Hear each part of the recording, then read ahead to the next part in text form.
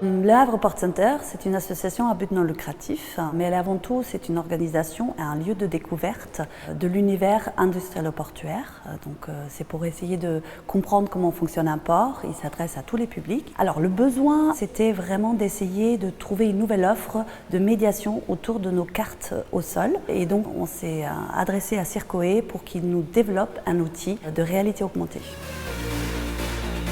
Sur la réalité augmentée, donc on a une tablette. Sur cette tablette, il y a une application qui a complètement été développée par Circoe.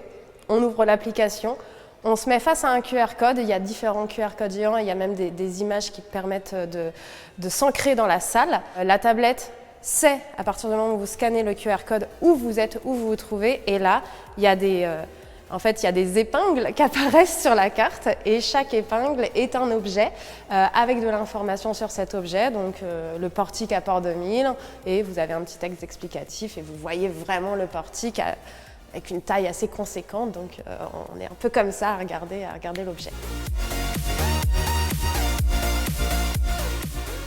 On a plus d'une vingtaine de points d'intérêt et chaque point d'intérêt correspond à une activité ou à un métier du port.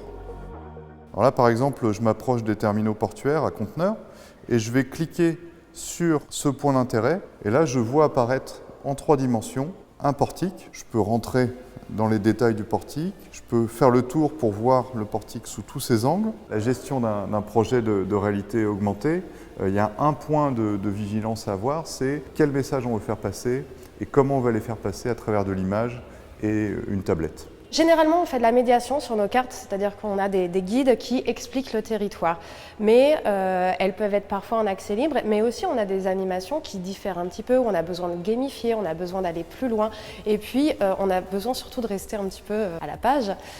Et donc, de ce fait, on produit de plus en plus des outils interactifs. La réalité virtuelle, la réalité augmentée sont des outils très à la mode qui plaisent à tous les publics. Donc, on va aussi dans cette direction-là pour continuer à faire découvrir le port. Ce projet nous permet aujourd'hui vraiment d'avoir une offre complémentaire qui est un petit peu nouvelle, qui ravit effectivement les publics qui viennent, aussi bien les scolaires que le grand public.